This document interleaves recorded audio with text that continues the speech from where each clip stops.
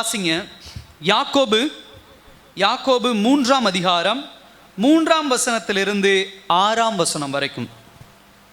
பாருங்கள், குதிரைகள் நமக்கு கீழ்ப்படியும்படிக்கு அவைகளின் வாய்களில் கடிவாளம் போட்டு அவைகளுடைய முழு சரீரத்தையும் திருப்பி நடத்துகிறோம். கப்பல்களையும் பாருங்கள், அவைகள் மகா பெரியவைகளாய் இருந்தாலும் கடும் காற்றுகளால் அடிபட்டாலும் அவைகளை நடத்துகிறவன் போகும்படி யோசிக்கும் இடம் எதுவோ அவ்விடத்திற்கு நேராக மிகவும் சிறிய சுக்கானாலே திருப்பப்படும். அப்படியே நாவானது சிறிய அவயமாயிருந்தும் பெருமையானவைகளை பேசும். பாருங்கள், சிறிய நெருப்பு எவ்வளவு பெரிய காட்டை கொளுத்து விடுகிறது. நாவும் நெருப்புதான், அது அநீதி நிறைந்த உலகம். நம்முடைய அவயங்களின் நாவானது முழு சரீரத்தையும் கரைப்படுத்தி ஆயுள் சக்கரத்தை கொளுத்தி விடுகிறதாயும் நரக அக்கினியினால் கொளுத்தப்படுகிறதாயும் இருக்கிறது. கண்களை மூடி தேவனை நோக்கி பார்க்கலாம். அன்பின் பரலோக பிதாவே, அருமையான காலை வேளையில் இந்த வார்த்தை எங்களோடு இடைபடட்டும், இப்படி வசனம் எங்களோடு இடைபடட்டும். ஆவியானவர் நீங்கள் எங்களோடு பேசுங்க, வழி நடத்துங்க. இயேசுவின் நாமத்தில் ஜெபிக்கிறோம் நல்ல பிதாவே, ஆமென். ஹல்லேலூயா. ரொம்ப ஒரு முக்கியமான ஒரு பகுதி நாவு, பேசுறது. நாக்கு அப்படின்னு சொன்னால் பேசுகிறது தான் மெயின் பாயிண்ட். இன்றைக்கு உலகத்தில் நிறைய காரியங்களுக்கு, பிரச்சனைகளுக்கு ஃபஸ்ட்டு என்ன அப்படின்னு சொன்னால் அந்த நாக்கு தான் பிரச்சனை. சண்டைகளாகட்டும், சந்தோஷமாகட்டும், எல்லாவற்றிற்கும் ஒரு முக்கியமான ஸ்பெஷல் ஃபங்க்ஷன் அப்படின்னு சொல்லுவாங்க. அதாவது சாப்பாடு சாப்பிட முடியாத ஒரு நிலைமையில் இருந்தாலும் குளுக்கோஸ் போட்டு என்ன பண்ணலாம், உயிர் வாழ்ந்துடலாம், மாத்திரை போட்டு உயிர் வாழ்ந்துடலாம். ஆனால் பேசாமல் ஒருத்தவங்க இருக்கிறாங்க அப்படின்னு சொன்னால் அது ரொம்ப பெரிய என்னது கஷ்டம். அப்போ ஸ்பெஷல் ஃபங்க்ஷன் ஒரு மனுஷன். சில பேர் இந்த உலகத்தில் உயிர் வாழ்கிறதே பேசுகிறதுக்காக என்ன பண்ணுவாங்க, வாழுவாங்க. அடுத்தவங்களை குறை கண்டுபிடிக்கிறது, அடுத்தவங்களை காயப்படுத்துறது, அடுத்தவங்களை எப்படியாவது கஷ்டப்படுத்தணும், இல்லை அடுத்தவங்களுடைய சந்தோஷத்தை கெடுக்கணும், அதுக்கு உபயோகப்படுத்துகிற ஒரு முக்கிய உறுப்பாக என்ன பண்ணுறாங்க இருக்கிறாங்க. ஆனால் கடவுள் ஒவ்வொன்றையும் பார்த்து பார்த்து படைச்சார். அல்லேலூயா. வானமாகட்டும், பூமி ஆகட்டும், புல் பூண்டுகள் ஆகட்டும், நதி ஆகட்டும், எல்லாவற்றையும் பார்த்து பார்த்து அவ்வளோ அழகாக படைச்சார். சொன்னார் எல்லாமே மனுஷனுக்கு நல்லதுன்னு படைச்சார். நாக்கையும் நம்முடைய சரீர அவயங்களையும் கர்த்தர் அப்படி தான் படைச்சார். தன் சாயலாக என்ன பண்ணார், படைச்சார். ஏன் படைச்சாருன்னா எல்லாமே மனுஷனுக்கு பிரயோஜனம் உள்ளதாக இருக்கணும் அப்படின்னு சொல்லி அவருக்கு தெரியும். ஒரு பொருளை எதற்கு பயன்படுத்தணும், அது பயன்படுத்தும் பொழுது எப்படி உபகரணமாக இருக்கும் அப்படிங்கிறது எல்லாம் ஆண்டவருக்கு தெரிஞ்சுதான் இந்த நாக்கை என்ன பண்ணார், நமக்கு பயன்படுத்தினார். ஆனால் நல்லா கவனிங்க, இன்றைக்கு அந்த நாவை கர்த்தர் கடவுள் பயன்படுத்தின நோக்கில் நாம் பயன்படுத்துகிறோமா, அதுதான் ஒரு மிகப்பெரிய ஒரு கேள்வி. அதில் ரொம்ப அழகான ஒரு வார்த்தை சொல்கிறாரு, நாவும் நெருப்பு தான், அது அநீதி நிறைந்த உலகம். நாக்குகள் எல்லாம் சேர்த்து போட்டு பார்க்குறாரு. அந்த நாக்குகள்லாம் ஒவ்வொரு நாக்கையும் கால்குலேட் பண்ணும்போது, கணக்கு போடும்போது எப்படி இருக்குதாமா, அநீதி நிறைந்த ஒரு உலகமாக என்ன பண்ணுறது தான் இருக்குது. நாக்கு ஒரு வித்தியாசமான உறுப்பு. சதை அப்படின்னு சொல்லலாம், தசை அப்படின்னு சொல்லலாம், எலும்புகள் அப்படின்னு சொல்லலாம். ஒவ்வொரு உறுப்பும் ஏதாவது ஒரு காரியத்தில் இருக்கும். ஆனால் நாக்கு மாத்திரம் பார்த்தீங்கன்னா அது சாப்பாட்டையும் போட்டு அரைச்செடுக்குது, பேசுகிறதும் பேசுது, ஆனால் அதுக்கு எலும்பும் கிடையாது, ஒன்றும் கிடையாது, ஒரு வித்தியாசமான ஒரு உறுப்பு அது. அதனால தான் என்ன சொல்கிறார் ஆண்டவர், நாவும் என்னது, நெருப்பு அப்படிங்கிற என்ன பண்ணுறாரு சொல்கிறார். பல விஷயங்களுக்கு உபயோகப்படுது, சாப்பிட்றதுக்கு உபயோகப்படுறோம், நிறைய பொருட்களை போட்டு நாக்கு தான் என்ன பண்ணுதான், மிக்சிங் பண்ணுதான். அல்லேலூயா. ரைஸையும் சாம்பாரையும் நம்ம போட்டு சாப்பிடும் பொழுது நாக்கு தான் அது என்ன பண்ணுதான், மிக்சிங் பண்ணுதான். அப்போ ரொம்ப முக்கியமானது, நல்லா கவனிச்சு பாருங்க, நாக்குக்கு நம்ம ஓய்வு கொடுக்கறதே கிடையாது. அல்லேலூயா. நம்ம உடம்புல சோம்பேறித்தனம் இல்லாமல் வேலை செய்கிற ஒரே ஒரு உறுப்பு என்னது சொல்லுங்க, நாக்கு. பேசுறதுக்கு நாக்கு, சாப்பிட்றதுக்கு நாக்கு. ஏன்னா ரெண்டும் முக்கியமானது. எனக்கு வேலைக்கு போக பிடிக்கலனாலும் பேசாமல் இருக்க முடியாது, சாப்பிடாமல் என்ன பண்ண முடியாது இருக்க முடியாது. அப்போ கான்ஸ்டண்ட்டாக வேலை செஞ்சுக்கிட்டே இருக்கிற ஒரு உறுப்பு என்ன, நாக்கு. ஆனால் என்னைக்காவது நம்ம சொல்லியிருக்கிறோமா, நாக்குக்கு டயர்ட் ஆயிடுச்சு சொல்கிறோமா, கைக்கு வந்து பலவீனம் ஆயிடுச்சு, கை டயர்ட் ஆயிடுச்சு, கால் டயர்ட் ஆயிடுச்சு, உடம்பு சோறு உடைஞ்சிருச்சுங்க ஐயா அப்படிலாம் சொல்கிறது உண்டு. யாரோ ஐயோ நாக்கு டயர்ட் ஆயிடுச்சு, எனக்கு சாப்பாடு வேண்டாம் சொல்கிறோமா, ஐயோ நாக்கு டயர்ட் ஆயிடுச்சு, நான் பேச விரும்பலை சொல்கிறோமா. நைட்டு ஃபுல்லாக தூங்காமல் இருந்தாலும் காலையில் ஒரு சண்டை வந்தால் ஒரு எனர்ஜி வரும் பாருங்க, நாக்கு எடுத்துகிட்டே அப்படின்னு சொல்லிட்டு என்ன பண்ணுவோம், அவ்வளோ ஸ்பீச் அங்கேருந்து என்ன பண்ணும் வரும். பேசி முடிச்சோன்னா பொத்துன்னு விழுந்துருவாங்க மயக்கம் போட்டு. ஆனால் இருந்தாலும் அந்த பேசுகிற வரைக்கும் எங்கேருந்தால் அந்த எனர்ஜி, அந்த ஆற்றல் வருமோ என்ன பண்ணல தெரியல. அப்போ அதுக்குன்னு என்னதோ ஒரு ஸ்பெஷல் ஃபங்க்ஷன் என்ன பண்ணுது இருக்குது. ஆனால் வேதாகமத்தில் பார்க்குறோம், கடவுள் சண்டை போடுவதற்கும் அடுத்தவங்களை குறை சொல்லுவதற்கும் நாக்க படைக்கலை. நீங்கள் பைபிள் அழகாக வாசித்து பாருங்கள், இயேசு கிறிஸ்து என்ன பண்ணுறாரு, அவருடைய பேச்சுக்கள் எல்லாம் வாசித்து தியானித்து பாருங்களேன், மற்றவர்களை நெறிப்படுத்த தான் பேச்சை உபயோகப்படுத்துகிறார். நம்ம பிரச்சனையே அதுதான். நம்ம பேச்சை எதுக்கு பயன்படுத்துகிறோம்? நாக்கை எதுக்கு எந்த மாதிரியான விஷயம் பேசுறதுக்கு பயன்படுத்துகிறோம்? ஒரு பெண்ணிடத்துல பேசுறாரு, அவ்வளோ டீசெண்டாக என்ன பண்ணுறாரு பேச, சமாரிய பெண்ணுக்கிட்ட பேசுகிறார். ஒரு வாலிப வயதுள்ள இயேசு கிறிஸ்து சமாரிய பெண்ணுக்கிட்ட பேசுறாரு. அங்கே ஏதாவது அன்வான்டாக பேசுகிறாரா? இல்லை, தேவையான காரியத்தை பேசுனதுனால அந்த அம்மா ரட்சிக்கப்பட்டு அந்த அம்மா போய் ஒரு ஊரையே என்ன பண்ணுறாங்க, ரட்சிப்புக்குள்ளே வழிநடத்தி என்ன பண்ணுறாங்க, கொண்டு வராங்க. அதே போல பேதுருவை பார்க்குறோம். ஒரு நாள் எந்திரிச்சு அவர் பேசுறாரு. பேசும் பொழுது 2000, 3000, 5000 பேர் என்ன பண்றாங்க, ரட்சிக்கப்படுறாங்க. அப்ப பேச்சுக்கு இவ்வளவு வல்லமை உண்டு, ஆனா அது எங்க பயன்படுத்துறோங்கிறதான் பிரச்சனை. அல்லேலூயா. நம்ம பேச்சு வல்லமை உண்டு, கடவுள் நம்மளை அப்படிதான் வச்சிருக்கிறார். நீங்க சுவிசேஷம் சொல்லும் பொழுது அவ்வளோ பிரயோஜனம் இல்லை ஒரு பாத்திரமாக கர்த்தர் என்ன பண்றாரு, உங்களை வச்சிருக்கிறார். ஆனா நம்ம அதை எப்படி பயன்படுத்துறோம்? முறையா பயன்படுத்தாதனால தான் ஏவாளை போல பாம்பு வந்து பேசும்போது முறையா பேசியிருந்தா அங்க பிரச்சனையே வந்திருக்காரு. இன்னைக்கு உலகம் இவ்வளவு பெரிய அழிவை என்ன பண்ணியிருக்காது, சந்திச்சிருக்காது. சரியா பேசாததுனால, ஒரு ஒரு முறையான பேச்சு இல்லாததுனால தான் அவ்வளோ பெரிய ஒரு குழப்பம். அதனால தான் யாக்கோபு இந்த புத்தகத்தில் ரொம்ப இம்பார்ட்டன்ட் பண்ணுறாரு. ஒரு 3ஆம் அதிகாரம் நீங்கள் வாசிச்சிங்கன்னா அந்த அதிகாரம் முழுமையும் இந்த நாக்கு குறித்து அதிகம் என்ன பண்ணுறாரு, பேசுகிறார். கடந்த வாரம் 2 வசனங்கள் ரொம்ப ஆழமாக நாம் தியானித்தோம். இப்போ 3வது பகுதிக்கு நேராக வந்திருக்கிறோம். அதில் பாருங்க, 3வது வசனத்திலிருந்து 6வது வசனம் பார்க்கும்போது ஒரு 3 பாயிண்ட் ரொம்ப முக்கியமாக பயன்படுத்துகிறார். நாக்கை ஒப்பிடுறாரு. ஒன்று, அதாவது 3 விஷயங்களை ஒப்பிடுறார். ஒன்று குதிரை, இன்னொன்று கப்பல், 3வது நெருப்பு. நாக்க 3 ஓமைகள் சொல்லி எக்ஸ்பிளைன் பண்ணுறாரு, விளக்கம் கொடுக்குறாரு. ஒன்று குதிரை, இன்னொன்று கப்பல், 3வது என்னது, நெருப்பு. இது 3மே பார்த்தீங்க அப்படின்னா ஒரு ஃபோர்ஸான ஒரு விஷயம். என்னது ஃபோர்ஸ் அப்படின்னு சொன்னால் ஒரு வேகமான ஒரு விஷயம். அல்லேலூயா. குதிரையை நம்ம என்ன சொல்லுவோம், என்ன சொல்லுவோம், வேகமாக ஓடக்கூடிய ஒரு குதிரை. கப்பல் அப்படின்னு சொன்னால் போகிறது மெதுவாக இருந்தாலும் ஒரு மிகப்பெரிய வெயிட்டை தூக்கிட்டு என்ன பண்ணும், அது பயணம் பண்ணுறதா என்ன பண்ணுது இருக்கு. அதே போல் நெருப்பும் அதனுடைய வேகம், ஸ்ப்ரெட்டிங், அதனுடைய ஸ்பீடு பார்த்தீங்கன்னா அது ஸ்ப்ரெட் ஆகிற, அது பரவுறது ரொம்ப வேகமாக பரவி அழிச்சு போட்டுரும். இந்த 3ஐயும் ஒப்பிட்டு என்ன பண்ணுறாரு ஆண்டவர், என்ன பண்ணுறாரு இங்கே பேசுகிறார். நம்ம கவனிக்க வேண்டிய விஷயம் அதுதான். அப்போ முதலாவது என்ன சொல்கிறார் அப்படின்னு சொன்னால், பாருங்கள், குதிரைகள் நமக்கு கீழ்ப்படியும்படிக்கு அவைகளின் வாய்களில் கடிவாளம் போட்டு அவைகளுடைய முழு சரீரத்தையும் திருப்பி என்ன பண்றோம், நடத்துகிறோம். இந்த குதிரைகளை எதுக்கு ஒப்பிடுறார் அப்படின்னு சொன்னா, இயற்கைக்கு முரணாக அந்த குதிரையை கொண்டு போறதுக்கு என்ன பண்றாரு, கடவுள் பயன்படுத்துறாரு. அல்லேலூயா. இப்ப உதாரணத்துக்கு குதிரை என்பது இயற்கையாக வேகமாக ஓடக்கூடிய ஒரு விலங்கு. அந்த விலங்குக்கு கடிவாளம் போட்டு ஒரு சின்ன ஒரு பிளேட் மாதிரி வாயில போட்டுருவாங்களாம். வாயில போட்டு என்ன பண்ணுவாங்கன்னு சொன்னா, அதனுடைய வேகத்தை திருப்புவதற்கும் அதனுடைய வேகத்தை குறைப்பதற்கும் அதை நிறுத்துவதற்கும் அதை செல்ல வைப்பதற்கும் எதை பயன்படுத்துறாங்க, இந்த கடிவாளத்தை வாயில போட்டு என்ன பண்றாங்க, அந்த குதிரை என்ன பண்றாங்க, பயன்படுத்துவதை நாம் காண முடியும். இப்போ அந்த குதிரை வந்து முன்னாடி போகணும் அப்படின்னு சொன்னா அதுக்கு ஒரு சிக்னல், அந்த என்ன பண்ணுவாங்க, குதிரை நம்ம பார்த்துருக்கோம். அது என்ன, வாயில் என்ன பண்ணுவாங்க, ஒரு இந்த இடத்துல ஒரு பிளாக் கலரில் ஒரு ஸ்டீல் மாதிரி 2 பக்கமும் போட்டு என்ன பண்ணுவாங்க, அதுலேருந்து ஒரு ரோப், ஒரு கயிறு கட்டி அந்த குதிரை ஓட்டுற ஒரு கையில் வச்சுப்பார். அப்போ குதிரை போகணும் அப்படின்னு சொன்னால் டக்குன்னு இப்படி அடித்தோன்னா குதிரை என்ன பண்ணும், போகும். வலது பக்கம் திரும்பணும்னா இந்த சைடு பிடிச்சி இழுக்கணும், இடது பக்கம் திரும்பணும்னா இந்த சைடு பிடிச்சி இழுக்கணும். குதிரையை நிறுத்தணும் அப்படின்னு சொன்னால் அப்படி என்ன பண்ணணும், நிறுத்தணும். அப்போ இந்த குதிரை அப்படிங்கிறது ஒரு இயற்கையான ஒரு விஷயம். அந்த இயற்கையான விஷயத்தை என்ன பண்ணுறாங்க அப்படின்னு சொன்னால், கட்டுப்படுத்துகிற ஒரு காரியத்தை கடவுள் இங்க என்ன பண்ணுகிறார், கொண்டு வருவதை நம்ம காண முடியுது. ஒரு கம்ப்ளீட் கண்ட்ரோல். அல்லேலூயா. ஒரு இயற்கையாக படைக்கப்பட்ட விலங்கை முழுமையாக கட்டுப்படுத்த வாயில என்ன போடப்படுகிறது, கடிவாளம் போடப்படுகிறது. சகோதர சகோதரி, நீங்களும் நானும் இயற்கை. ஒரு குழந்தை பிறந்த உடனே அதனுடைய ஆக்டிவிட்டிஸ் என்ன சொல்லுங்க பார்க்கலாம். குழந்தை பிறந்த உடனே என்ன பண்ணுது, கத்துது. வாயை திறந்து என்ன பண்ணுது, கத்துது. அதுதான் அந்த குழந்தையினுடைய நேச்சர், இயற்கை. அந்த பிள்ளை கத்தாம இருந்துச்சுன்னா என்ன பண்ணுவாங்க, பயந்துருவாங்க. ஐயோ குழந்தை உயிர் இருக்கா என்னன்னு தெரியல, ஹார்ட் பீட் இருக்கா என்னன்னு தெரியல. அப்ப கத்துறதுதான் குழந்தையுடைய நேச்சர், அதுதான் மனுஷன். இப்ப இதுதான் இயற்கை தன்மை. இப்படிப்பட்ட இயற்கை தன்மையுள்ள உங்களையும் என்னையும் கடவுள் எப்படிப்பட்டவராக இருக்க சொல்றாருன்னு சொன்னா, கடிவாளம் போட்டு வாழ சொல்றாரு. அல்லேலூயா. எதுக்கு கடிவாளம் போட சொல்றாரு, வாய்க்கு கடிவாளம் போடுங்க. ஹல்லேலூயா. நல்லா கவனிங்க. அவைகளின் வாய்க்கு கடிவாளம் போட்டு அவைகளுடைய முழு சரீரத்தையும் திருப்பி நடத்துகிறோம்.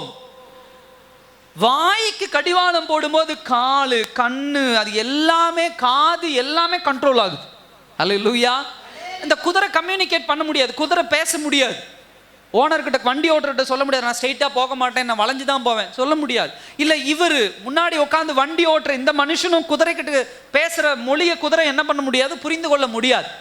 ஆனால் அதனுடைய இயற்கை தன்மையாகிய ஓடுகிற வேகத்தை திருப்புவது, வலது பக்கம் இடது பக்கம் நிறுத்துவது, செல்ல வைப்பது எல்லாமே எதன் மூலியமாக செய்கிறாரு? கீழ்ப்படிய வைக்கிறார். எதன் மூலியமாக?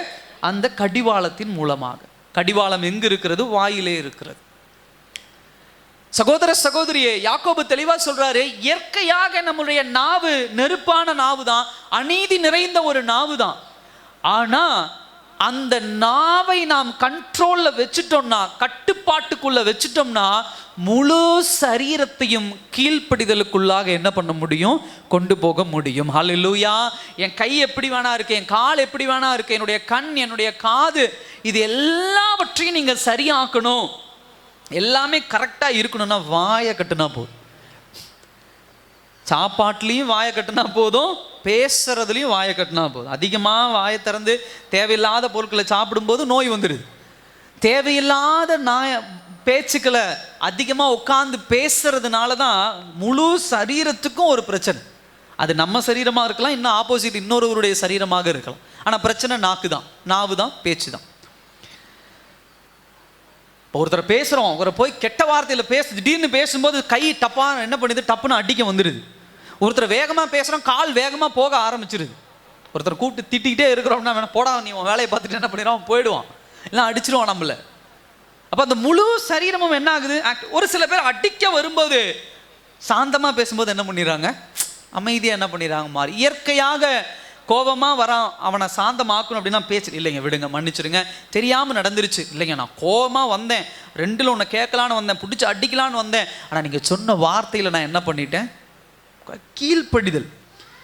குதிரைகள் நமக்கு கீழ்ப்படியுது. ஏன்னா குதிரையை கட்டுப்பாட்டுக்குள்ள நம்ம வச்சிருக்கிறோம், அதன் வாயின் கடிவாளத்தை போட்டு. அதே போலதான் தேவ பிள்ளைகளாகிய நீங்களும் நானும் வாய்க்கு நம்ம எந்த கடிவாளம் போடணும் அப்படின்னு சொன்னா, கர்த்தருடைய வசனத்தை கடிவாளமா போடணும். ஹல்லேலூயா. தேவனை கடிவாளமா போடணும். கர்த்தர் நம்மளை நெறிப்படுத்தணும். வலதுபுறமா போகாத தப்பு, இடதுபுறமா போகாத தப்பு, நேரா போ, பின்னாடி வராத, முன்னாடி போ, நில்லு.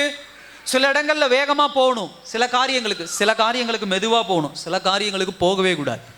சில காரியங்கள் இருந்தால் என்ன பண்ணணும், பாதை மாதிரி போயிடணும், சில காரியங்களுக்கு நேரா போகணும். இதெல்லாம் கர்த்தர் சொல்லி கொடுத்திருக்கிறார். ஹல்லேலூயா. வேதவசனம் சொல்லியிருக்கு, துன்மார்க்கருடைய ஆலோசனையில் நடவாமலும், பாவிகளுடைய வழியில் நில்லாமலும், பரியாசக்காரர் உட்காரும் இடத்தில் உட்காராமலும். இது நமக்கு தேவன் சொன்ன வார்த்தை. அப்ப இதெல்லாம் நமக்குண்டான கடிவாளம். அங்க ஒரு துன்மார்க்கருடைய ஆலோசனை ஒருத்தன் கொடுக்குறான், உன் மனைவியை பத்தி தப்பா சொல்றான், உன் கணவரை பத்தி தப்பா சொல்றான், உன் குடும்பத்தை பத்தி அவன் துன்மார்க்கத்தனமான ஒரு ஆலோசனை சொல்றான் அப்படின்னா அங்க என்ன பண்ணக்கூடாது, போகக்கூடாது. பரியாசக்காரர் உட்காரும் இடத்துல யாரையாவது ஒருத்தரை கூப்பிட்டு அவங்கள உடல் அளவுல, மனதளவுல அவங்ககிட்ட ஏதாவது ஒரு சின்ன பிரச்சனை இருக்கும், அதை ஒரு குறையா சொல்லி அவங்கள பரியாசம் பண்ணி கிண்டல் பண்றாங்கன்னா அங்க என்ன பண்ணக்கூடாது, ஃபர்ஸ்ட் தெரியாம போய் உட்காந்துட்டு அவங்க மனசு நோகிருமே அப்படின்னு சொல்லிட்டு 10 நிமிஷம் சேர்த்து பரியாசம் பண்றாங்க, அடுத்தவங்களை காசிப் பண்றாங்க, அடுத்தவங்களை குறை பேசிட்டு இருக்காங்க, அவமானப்படுத்துறாங்கன்னு அந்த இடத்த விட்டு அடுத்த நிமிஷம் கிளம்பிடணும். ஹல்லேலூயா. அவங்க நம்மளை என்ன வேணா நினைச்சிட்டு போறாங்க. பாவிகளுடைய வழியில நிக்க கூடாது, ஓடிக்கிட்டே இருக்கணும். ஹல்லேலூயா. ஒருத்தங்க நிக்கிறான், வாப்பா சும்மா வா சும்மா கடைக்கு வா, நீ வந்து சாக்லேட் சாப்பிடு, நான் ஒரு சிகரெட் அடிக்கிறேன், நீ வந்து செவனம் மட்டும் கூடி, நான் குடிக்கிறேன், நீ தப்பு பண்ண வேண்டாம், சும்மா வந்து நில்லு, நான் தப்பு பண்ணிக்கிறேன். பாவிகளுடைய வழியில் நம்ம நிற்க கூடாது. இதெல்லாம் நமக்குண்டான கடிவாளம். இந்த கடிவாளத்தை போட்டு யாரு கண்ட்ரோல்டா இருக்காங்களோ அவங்க மாத்திரம் தான் என்ன பண்ண முடியும், கடவுளுக்குள்ள என்ன பண்ண முடியும், பரிசுத்தமா என்ன பண்ண முடியும், வாழ முடியும். அதுல அழகா ஒரு வார்த்தை சொல்றா பாருங்க, முழு சரீரத்தையும் திருப்புறோம். முழு சரீரத்தையும், உங்க கை, உங்க காலு, உங்க கண்ணு, உங்க காது, ஃபர்ஸ்ட் இது எல்லாம் ஏதோ ஒரு பாவத்தில் மாட்டிக்கிட்டு இருக்கு, ஏதோ ஒரு தப்புல மாட்டிக்கிட்டு இருக்கு. என்னை அறியாம என் கண்ணு எதையோ பார்க்குது, என்னை அறியாம என் காது தப்பான விஷயங்களை கேட்குது, என்னை அறியாம என் கை தப்பான விஷயங்களை செய்யுது, என் சரீரம் பாவத்துக்கு என்னை அறியாம எங்கேயாவது ஒப்பு கொடுக்கப்படுது அப்படின்னு சொன்னா, முதல் விஷயம் என்ன அப்படின்னா, எல்லாவற்றுக்கும் நீங்க பேசுற பேச்சு ரொம்ப முக்கியம். ஹல்லேலூயா. எப்படி எல்லாமே அறியாம செயல்படும்? ஒரு இடத்துக்கு வாங்கன்னு கூப்பிடுறாங்க, அது தப்பான இடம், நான் வரலன்னு வாயை திறந்து சொல்லிட்டீங்கன்னா உங்க கை தப்பு பண்ணாது. உங்கள் கண்ணு தப்பு பண்ணாது. அந்த சொல்கிறதான் பிரச்சனை. அங்கே எப்படி சொல்லுவேன் நான்? அல்லேலூயா. நம்ம சொல்கிறோம் சில நேரம், எப்படி பாஸ்டர் சொல்லுவேன், அவங்க ரொம்ப சொந்தக்காரங்க, எப்படி நான் சொல்லுவேன், எப்படி நான். எனக்கு ரொம்ப பிடிச்ச விஷயம், கடந்த நாட்களில் ஒரு இடத்துக்கு நான் போயிருந்தேன். அப்போ ஒரு சின்ன பிள்ளை, ஒரு 3-4 வயசு அந்த பிள்ளைக்கு இருக்கும். நானும் நின்றுட்டுருக்கேன், பெரியவங்க நின்றுட்டுருக்காங்க, எல்லாருமே இருக்காங்க. அப்போ அவர் கேட்குறாரு, அவரும் கிறிஸ்டியன், அவரும் கிறிஸ்தவர். அப்போ அவர் ஒரு பாஸ்டர் ரேஞ்சில் இருக்கிறார். அப்போ அவர் கேட்குறாரு, ஏம்மா ஏன் காதில் இதை நீ என்ன பண்ணல, தோடு போடலை? 3-4 வயசு. ஏம்மா ஏன் காதில் நீ என்ன பண்ணல, தோடு போடலை அப்படின்னு சொல்லுங்க. இல்லை நாங்கள் போட மாட்டோம். அந்த சின்ன பிள்ளை சொல்லுது, நாங்கள் என்ன பண்ண மாட்டோம், போட மாட்டோம். ஏன்னா நாங்கள் கிறிஸ்டியன். நாங்கள் என்னது, கிறிஸ்டியன். அவங்க பெற்றவங்க அதெல்லாம் சொல்லி கொடுக்கல. அந்த பிள்ளைக்கு அந்த அறிவே கிடையாது. நகை ஏன் போடக்கூடாது, நகை போட்டால் பாவம் இல்லை, நகை போடுறது தப்பு கிடையாது, ஆனால் நம்ம அர்ப்பணிப்போடு இருக்கிறோம், அதுதான் முறை. ஆனால் அந்த புள்ள சொல்லுது, நான் கிறிஸ்டியன், நான் போட மாட்டேன். 3.5 வயசு. அப்போ அவர் வாயை பிளந்துட்டார். அப்போ எனக்கும் அதில் ரொம்ப ஆச்சரியமான விஷயம் அதுதான். சகோதர சகோதரியே, அந்த பிள்ளைக்கு அந்த வாயை திறந்து அந்த சொல்கிறேன். நம்ம என்ன பண்ணுறோம், ஐயோ வெளியே நகை போடாமல் போனால் என்ன நினைப்பாங்க, ஐயோ பொட்டு வைக்காமல் போனால் நம்மளை என்ன நினைப்பாங்க, ஐயோ இந்த நல்ல காரியத்துக்கு நம்ம இப்படி போனால் நம்மளை என்ன நினைப்பாங்க. இல்லை, சின்ன வயசில் இருக்கக்கூடிய அந்த வைராக்கியம் பெருசான நமக்கு வரமாட்டேங்குது. வாயில் சொல்ல, நாங்கள் ஆண்டவருடைய பிள்ளைங்க, நாங்கள் இப்படி தாங்க இருப்போம், நாங்கள் ஆண்டவருடைய பிள்ளைகள், இதை தான் சாப்பிடுவோம், இதை சாப்பிட மாட்டோம், இந்த காரியத்தை இப்படி தான் செய்வோம், அந்த காரியத்தை இப்படி செய்ய மாட்டோம், இந்த முறையை நாங்கள் இப்படி பயன்படுத்துவோம். சில பேர் நகை போடுறது தப்பு கிடையாது, நகை போடலாம், நம்ம அதுதான் முறை. ஆனால் சில பேர் அர்ப்பணிப்போடு இருக்கிறாங்க, அது தப்பு கிடையாது. அப்போ கேட்கும்போது அதுக்கு ஏதோ காரியத்தை சொல்லக்கூடாது. இல்லை, ஆண்டவர் எனக்கு சுகம் கொடுத்தாருங்க. சில பேருக்கு குழந்தை இல்லாமல் ஆண்டவர் குழந்தை கொடுக்குறாரு, உடனே நகை இல்லை, நான் ஆண்டவருக்காக தான் நான் விட்டு கொடுக்குறேன் அப்படிங்கிறாங்க. சில பேர் பலவீனம் ஆகுது, அந்த நேரத்தில் இதை நான் செய்யறது இல்லை அப்படின்னு அதெல்லாம் இது பண்ணுறாங்க. அது ஒரு அர்ப்பணிப்பு, கமிட்மெண்ட். அதை தைரியமாக சொல்கிறதுக்கு என்ன பண்ண முடியாது, என்ன நினச்சிருவாங்களோ, என்ன ஒரு நல்ல காரியத்துக்கு முன்னாடி வைக்க மாட்டாங்களோ அப்படின்னு சொல்லி. இதுதான் கீழ்ப்படியாமையினுடைய முதல் படி. எங்கே எதை அண்டர்ஸ்டாண்ட் பண்ணி புரிஞ்சு வாயில் சரியாக பேசுகிறோமோ அது சரியாக இருக்கும்.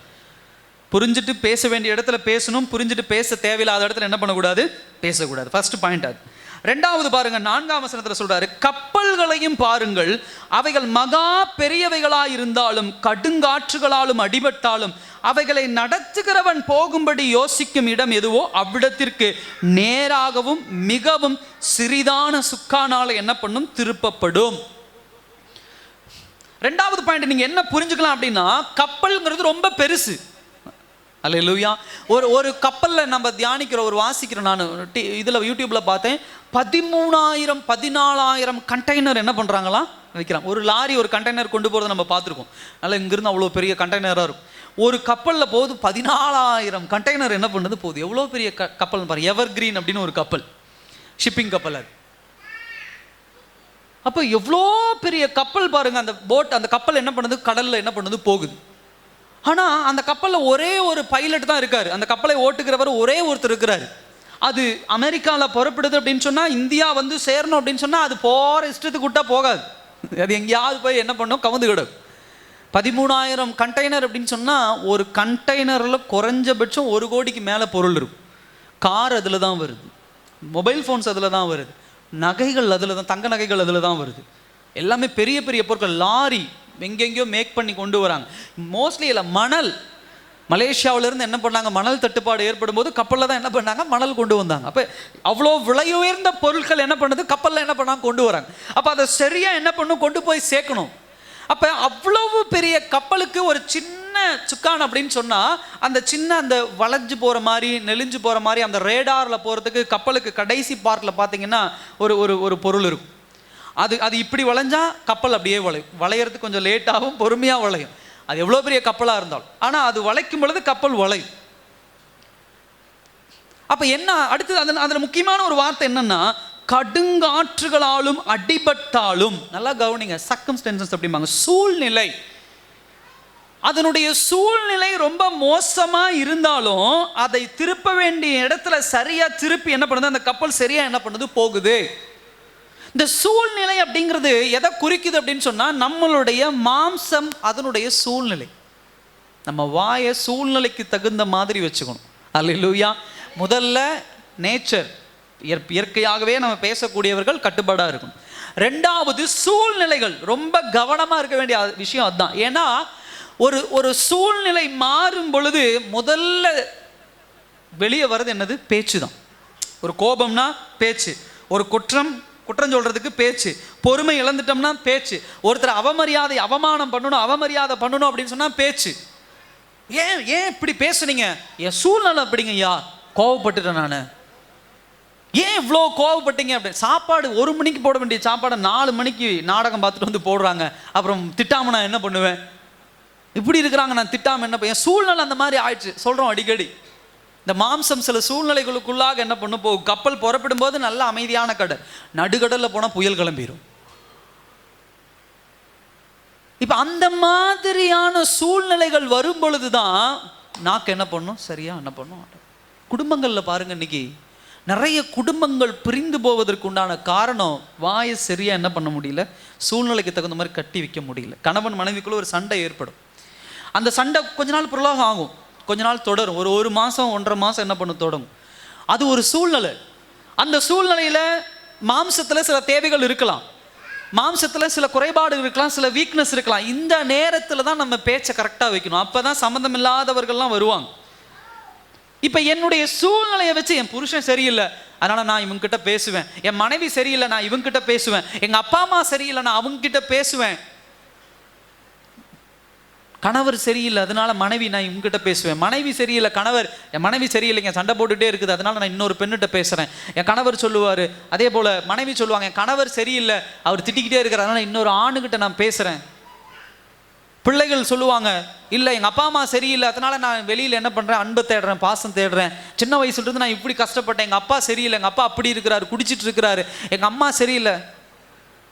சூழ்நிலைகள் ஒருபோதும் நம்ம என்ன பண்ணக்கூடாது? பாவத்திற்கு என்ன பண்ணிடக்கூடாது? தள்ளிடக்கூடாது. அல்லேலூயா.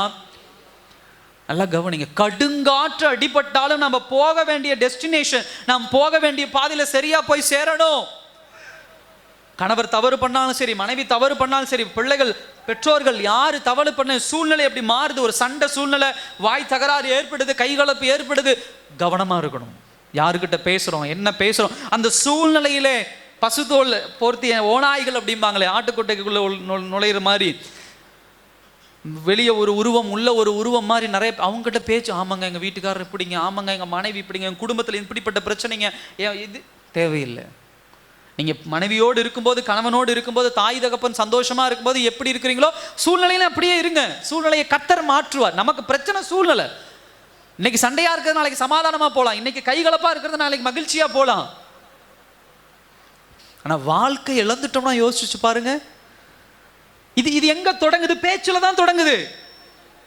குடும்ப சண்டை அப்படின்னா பக்கத்து வீட்டில் ஒரு அம்மா கிட்ட போய் உட்காந்து குடும்ப சண்டையை ஃபுல்லாக சொல்லிடுறது.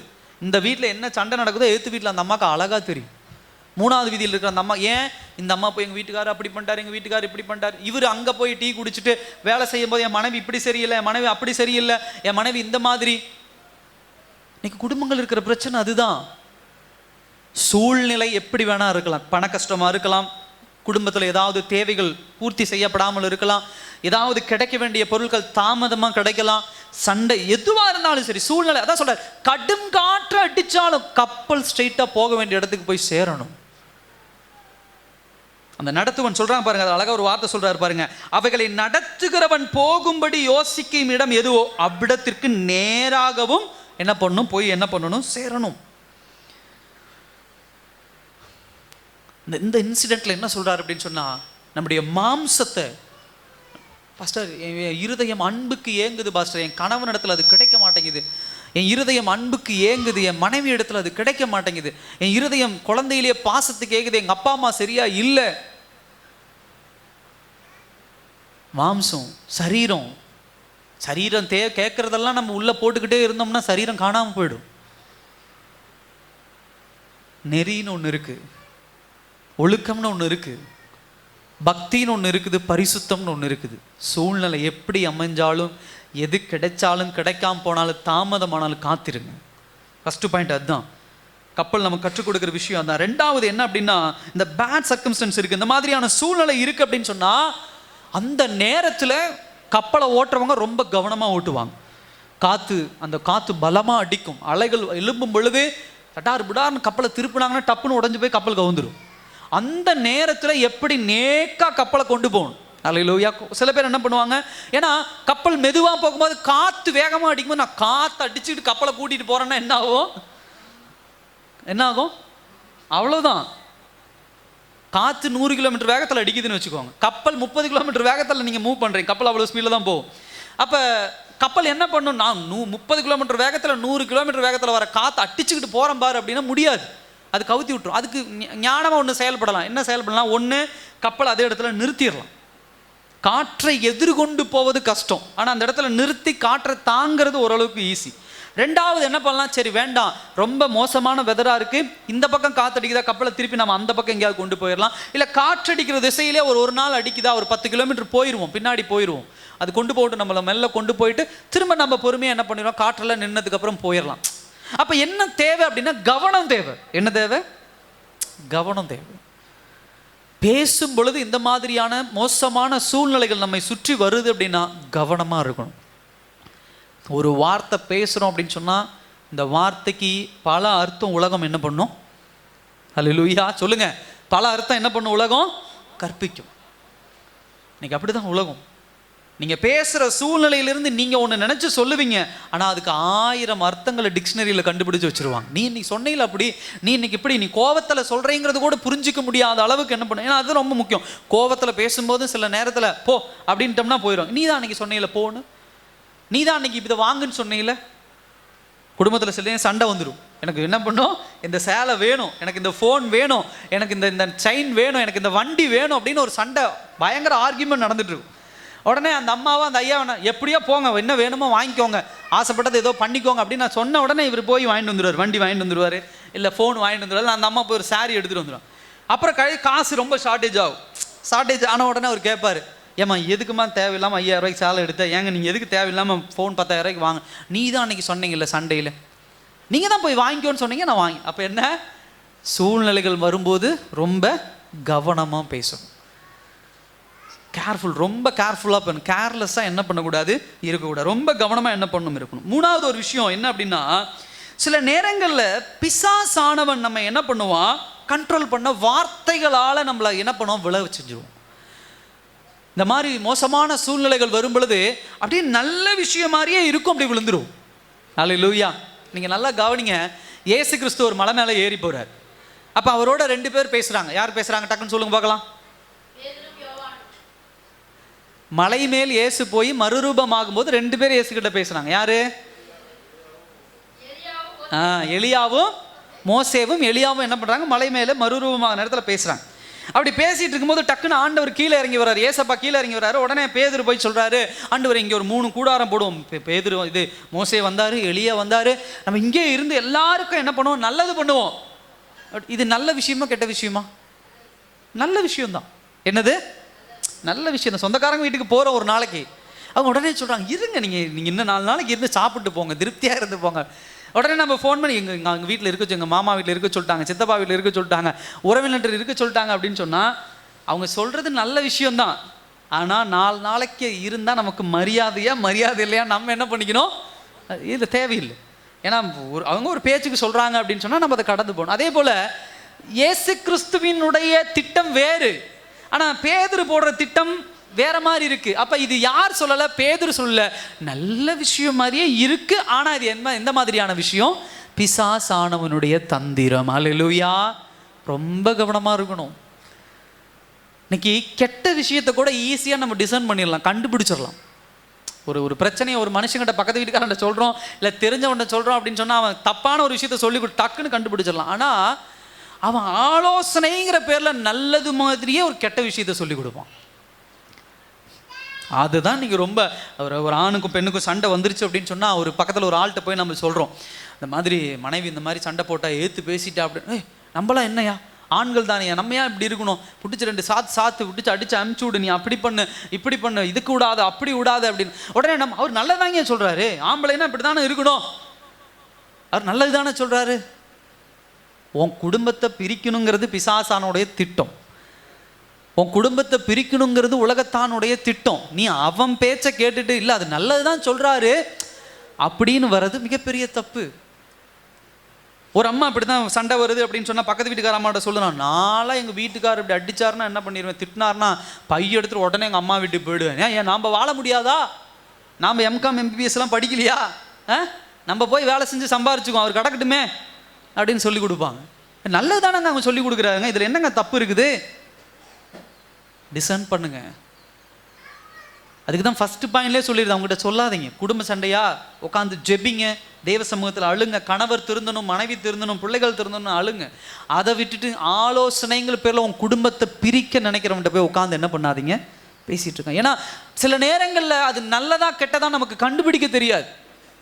பிசாசான ஆண்டவர் சொல்றார், அப்பாலே இப்போ சாத்தானே அப்படிங்கிறார். ஏன்னா பேசுறது பேதுரு இல்லை, பேதுரு மூலமாக நல்ல விஷயத்தை போல தவறான விஷயத்தை யார் கொண்டு வரான்? பிசாசானவன் கொண்டு வரான். இந்த இன்சிடென்ட் கப்பல் அதான் என்ன பண்றாரு சொல்லி கொடுக்குறார்.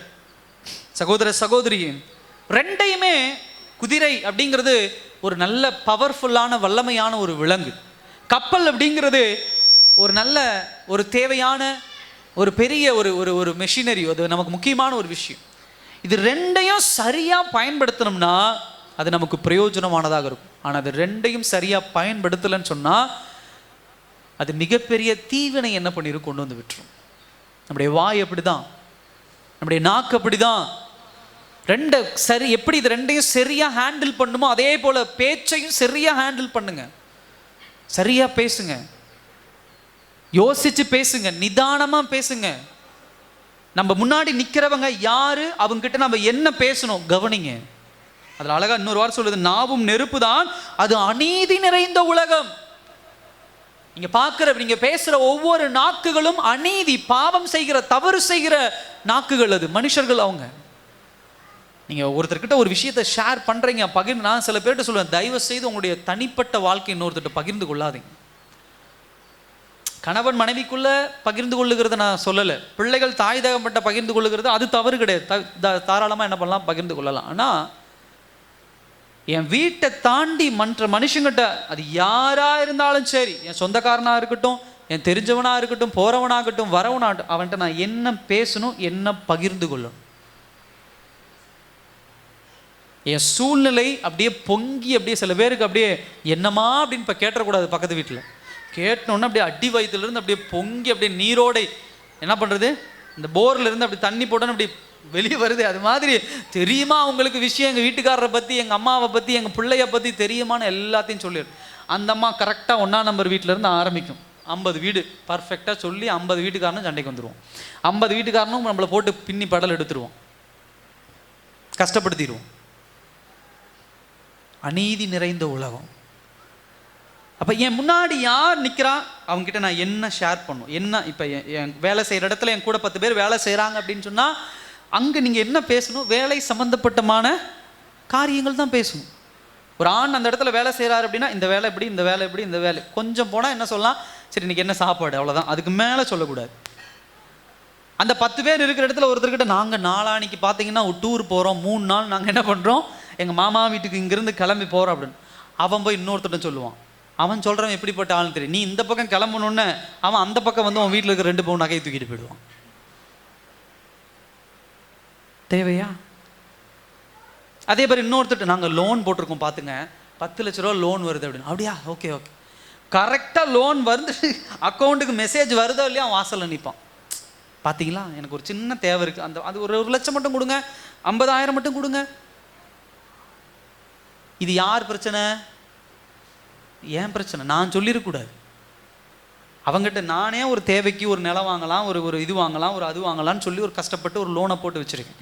அதை எதுக்கு எடுத்தனோ அதுக்கு தெளிவாக பயன்படுத்தணும். போகிற வரவனுக்குலாம் அந்த நீ 5 ரூபா வச்சுக்கோ, நீ 5 ரூபா வச்சுக்கோன்னு கொடுத்துக்க முடியுமா?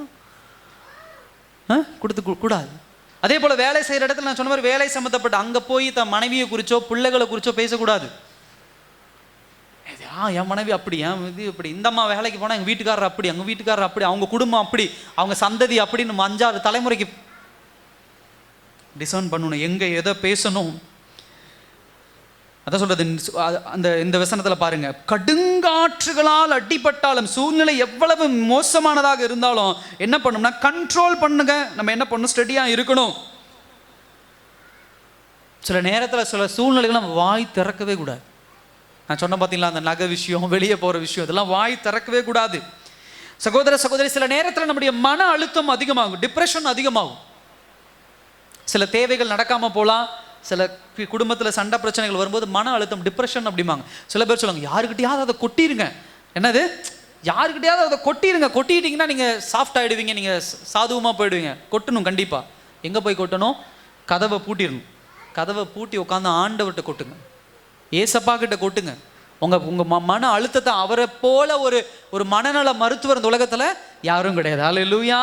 அவங்க கூட கேட்டுட்டு அடுத்தவங்ககிட்ட போய் சொல்கிறவனா இருப்பான். ஆனால் ஏசப்பா கேட்குறவர் இல்லை, கேட்டுட்டு அதுக்குண்டான பதிலை தருகிறவர். அல்லேலூயா. நீ இன்னொரு அம்மா கிட்ட போய் உட்காந்தினா அதை கிண்டல் பண்ணும், கேலி பண்ணும். அதுவே ஏசப்பாட்ட உட்காந்து கண்ணீர் விட்டு பாருங்க, அந்த கண்ணீருக்கு பதில் தருகிறவர். வேதவசனால தான் தோற்பையில் நான் பேக்கில் என்ன பண்ணுறேன், அவருடைய பேக்கில் அந்த தண்ணீரை வச்சிருக்கிறார், கண்ணீரை வச்சிருக்கிறார். ஒவ்வொரு பொட்டா நீ சிந்தின ஒவ்வொரு கண்ணீருக்கு முன்னான பதில் என்ன பண்ணுறார்? ஆண்டவர் கொடுக்கிறவராக இருக்கிறார். அல்லேலூயா. தெளிவாக இருக்கணும் நம்ம எங்கே என்ன பண்ணுறோம், ஏது பண்ணுறோம் அப்படிங்கிறது. ஏன்னா முக்கியமாக கடவுள் நம்மை அவ்வளவு அழகாக படைத்திருக்கிறார். எதுக்காக கடவுள் படைத்திருக்கிறார்னா, வேதவசனம் சொல்லுகிறது, உங்களையும் என்னையும் யாருடைய சாயல்ல படைச்சிருக்கிறாரு? கர்த்தருடைய சாயல். கர்த்தருடைய சாயல் வேத பைபிள் எப்படிலாம் சொல்லப்படுது, அவருடைய குணாதிசயங்கள். அவர் அன்பானவர், அவர் இரக்கம் உள்ளவர், அவர் தயவுள்ளவர், அவர் மகிழ்ச்சியை தருகிறவர், பொறுமை உள்ளவர். அவரை போல கட்டுப்பாடு உள்ள ஒரு தெய்வம் கிடையாது. அல்லேலூயா. செல்ஃப் கண்ட்ரோலை நம்ம யார்கிட்ட கற்றுக்கணும்? சுய கட்டுப்பாடை கடவுள்கிட்ட கற்றுக்கணும். அல்லேலூயா. நமக்கு என்ன தேவையோ அதை சரியான நேரத்தில் தருவார். நீங்கள் என்னதான் பிடிச்சி அவர் உழுக்குன்னு உழுக்குனாலும் என்ன பண்ண மாட்டார்? தேவையில்லாத நேரத்தில் தேவையில்லாத பொருள் என்ன பண்ண மாட்டார்? தரமாட்டார். அல்லேலூயா. அதுதான் கட்டுப்பாடு. சில நேரத்தில் நம்முடைய பிள்ளைகள் வயதுக்கு மீறி சில காரியங்களை கேட்கும்போது, பாஸ்டர் அவன் ரொம்ப ராவடி பண்ணிக்கிட்டே இருக்கான், அதை வாங்கி கொடுத்துட்டேன் போ அப்படின்னு சொல்லி. வண்டி ரொம்ப நாளாக ராவடி, 1.5 லட்சம் போனால் போதும், நான் வாங்கி கொடுத்துட்டேன். அவன் ரொம்ப நாளாக ராவடி, ஃபோன் ஒன்று வாங்கி கொடுத்துட்டேன். கர்த்தர் அப்படி கொடுக்கவே மாட்டார். கடவுள் அப்படி கொடுக்கவே மாட்டார். கடவுளுக்கு தெரியும். அல்லேலூயா. கடவுளுக்கு தெரியும். பகல் நேரம் 12 மணி நேரம், இரவு நேரம் 12 மணி நேரம், 12 12 24. இப்போ நாளைக்கு காலையில் எனக்கு ஒரு நல்ல விஷயம் நடக்கணும். இன்னைக்கு சாயந்தரம் 6 மணிக்கு உட்காந்து ஆண்டவரே இந்த நடுவில் இருக்கிற இந்த நைட்டு 12 மணி நேரம் வேண்டாம், நான் ஸ்ட்ரைட்டாக 5:45 போயிடுறேன். கடவுள் மாற்றுவாரா? சொல்லுங்க. நைட்டு தூக்கிட்டு சரி நீ 6 மணிக்கு கேட்டுட்டு காலையில் இப்போ இருந்தால் என்ன பண்ணுற, 6 மணியிலிருந்து ஸ்ட்ரைட்டாக 5:45 போயிருன்னு மாற்றிடுவாரா? மாற்ற மாட்டார். என்னன்னு உபவாசம் 3 நாள் உபவாசம் 4 நாள் உபவாசம் இருந்து நான் கேட்டாலும் சூரியன் வராமல் போயிருமா, சந்திரன், அதெல்லாம் அது அவருடைய கட்டுப்பாடு. 6 மணிக்கு நடக்க வேண்டிய விஷயத்த 6 மணிக்கு செய்வார். உங்களுக்கு எந்த வயசுல என்ன கர்த்தர் கொடுக்கணுமோ அந்த வயசுல கர்த்தர் கண்டிப்பா கொடுப்பார். அதுக்கு முன்னாடியும் என்ன பண்ணக்கூடாது, போராடக்கூடாது. அதுக்கு பின்னாடி கர்த்தர்கிட்ட கேட்கலாம், தப்பு கிடையாது. ஆனா காத்திருக்கணும். ஆனா ஆண்டவர் ஒரு நாளை வச்சிருக்கிறார், ஆண்டவர் ஒரு திட்டத்தை வச்சிருக்கிறார், ஆண்டவர் ஒரு நேரத்தை என்ன பண்ணியிருக்கிறார், வைத்திருக்கிறார். அந்த கட்டுப்பாடு நமக்குள்ள என்ன பண்ண வேண்டும், இருக்க வேண்டும். அதே போல தேவன் அந்த தேவன் அதுதான் நமக்குள்ள வச்சிருக்கிறார். அவருடைய சாயல். நாம கீழே இன்னொரு வசனத்துல சொல்லுவோம், தேவனை ஆராதிக்கிற வாய், அதே வாய் கெட்ட வார்த்தை பேசுமானா அது தேவனை ஆராதிக்கிற வாய் இல்லை. தேவனை துதிக்கிற வாய், அதே வாய் தப்பான காரியங்களை பேசுது அப்படின்னு சொன்னா அது தேவனை ஆராதிக்கிறத கர்த்தர் ஏற்றுக்கொள்ளவே மாட்டார். ஒரே வாயில 2 வந்தா கர்த்தர் கேட்க வேண்டிய விஷயத்துக்கு காதை திறந்து கேட்டுட்டு இது வேண்டாம் காதை பொத்திக்கலான்னு கர்த்தர் என்ன பண்ண மாட்டார், பொத்திக்க மாட்டார். அல்லேலூயா. ஒரு தியேட்டரில் ஒரு படம் சொல்கிறாங்க, படம் நல்ல கருத்துள்ள படங்க ஐயா, ஆனால் தப்பான விஷயங்கள் ஒரு 4 சீன் வருது, இருந்துட்டு போகுதுங்க, நான் குடும்பத்தோடு நான் போகிறேன், அந்த தப்பான விஷயம் வரும்போது நான் கண்ணை முடிக்கிறேன், நல்ல விஷயங்களை பார்த்துக்கிறேன்னு யாராவது சொல்ல முடியுமா? சொல்ல முடியாது. நம்ம வாழ்க்கை அப்படிதான். முழங்கால் படியிடும்போது ஆண்டவர் வந்து பக்கத்தில் நின்றுக்குவார், ஸ்தோத்திர ஆண்டவரே, அவங்க துதிக்கிறோம் ஆண்டவரே, நீ நல்லவர் ஆண்டவரே அப்படின்னு சொன்னோன்னா அவர் அழகா அப்படின்னு கேட்டுட்டு, அடுத்த வீட்டில் எதிர்த்து வீட்டில் சண்டை வந்தோன்னா சும்மா போட்டு இப்படிதான்னு கிடையாது. சந்ததியாக இழுத்து திட்டும்போது, ஐயோ என் மகள் திட்டுறா, நான் இங்கிருந்து 3 வீதி தள்ளி போய் நான் என்ன பண்ணுகிறேன், நான் நின்றுக்கிறேன், மக பேசுறதை நான் கேட்கக்கூடாது. அப்புறம் 3 வீதி தள்ளி போய் கர்த்தர் எட்டி பார்த்துட்டு இருப்பார், என் மக முழங்கால் படிட்டாலா நான் உடனே ஒடியாந்தேன். அப்படியே வருவார் ஆண்டவர். ஒன்று பேசுனா இது வேலைக்காகாதுன்னு கிளம்பிடுவார். அதனால தான் நம்மளுடைய பல பேருடைய ஜெபங்கள் தேவ சமூகத்துக்கு என்ன பண்ணுறது இல்லை, எட்டுறது இல்லை. தேவ சமூகத்துக்கு என்ன பண்ணுறது இல்லை, எட்டுறது இல்லை. ரொம்ப கவனமாக என்ன பண்ணும் இருக்கணும். கடைசி ஒரு காரியத்தை 3வது பாயிண்ட் நான் சொல்லி முடிக்க விரும்புகிறேன். 5வது வசனம் பாருங்க. அப்படியே நாவானதும் சிறிய அவயமாயிருந்தும் பெருமையானவைகளையே பேசும். பாருங்கள், சிறிய நெருப்பு எவ்வளவு பெரிய காட்டை என்ன பண்ணுகிறது, கொளுத்தி. நாக்குக்கு உண்டான ஒரு நேச்சர், ஒரு பவர், ஒரு வல்லமை என்ன அப்படின்னா அழிக்கிற தன்மை. அல்லேலூயா. நான் பேசி பேசி மாத்திருவங்கன்னு சொல்றாங்க பத்தி, அவங்கள நம்பவே நம்பாதீங்க. ஏன்னா நானும் 8 வருஷமா பிரசங்கம் பண்றோம்.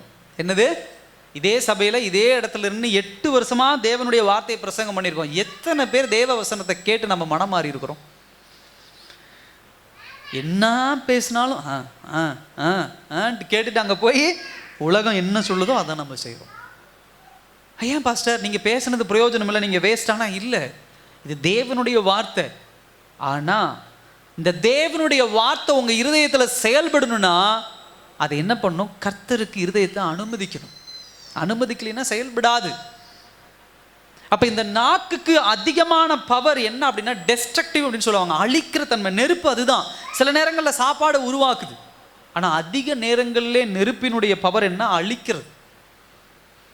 அதனாலதான் நெருப்பை எப்பயுமே எப்படி ஹேண்டில் பண்ணணும், தூரமா இருந்து ஹேண்டில், அதாவது யூஸ் பண்ணணும். அடுத்தது சொல்லுங்க, டயர்ட் ஆயிட்டீங்க எல்லாருமே.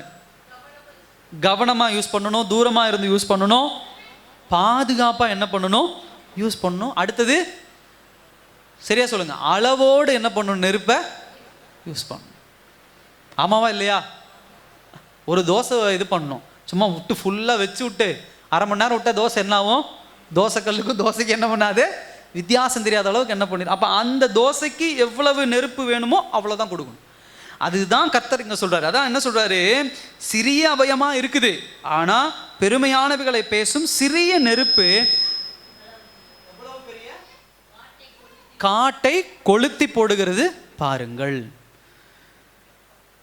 அப்ப ஒரு இந்த நாக்கினுடைய தன்மை என்னன்னு ஆண்டவர் சொல்றார் அப்படின்னா, கொளுத்தி போடுற தன்மை, அழிக்கிற தன்மை. நான் அடுத்தவனை பார்த்து நீ வாயடக்கு வாயடக்கு வாயடக்குன்னு சொல்லக்கூடாது. முதல்ல யார் வாய் அடக்கணும், ஏன் வாய் அடக்கணும், நான் முதல் புரிஞ்சுக்கணும். என்னுடைய நாக்கு, என்னுடைய பேச்சு காட்டை கொளுத்தி விடும், ஒரு குடும்பத்தை கெடுத்துரும், எதிர்த்தால் நிற்கிறவனுக்கு பிரச்சனையை கொண்டு வந்துடும். முதல்ல நான் அடக்கணும். இங்க பெரிய பிரச்சனையா என்னன்னா, அடுத்தவன் நாக்கு அடக்கிறதுக்கு நம்ம முயற்சி பண்ணி தேவையில்லாத காரியத்தை பேசிட்டு இருக்கோம். நாக்கு என்ன பண்ணும், அடக்கணும். இந்த சிறிய நெருப்பு காட்டையே கொளுத்தி போடுவது போல இந்த நாவானது, இந்த சிறிய உறுப்பானது உங்களுடைய முழு சரீரத்தையே கெடுத்துரும். முழு சரீரத்தையே கெடுத்துரும். ஒருத்தர்கிட்ட பேசும்போது, மொபைல் ஃபோனில் பேசும்போதெல்லாம் ரொம்ப கவனமாக பேசுங்க.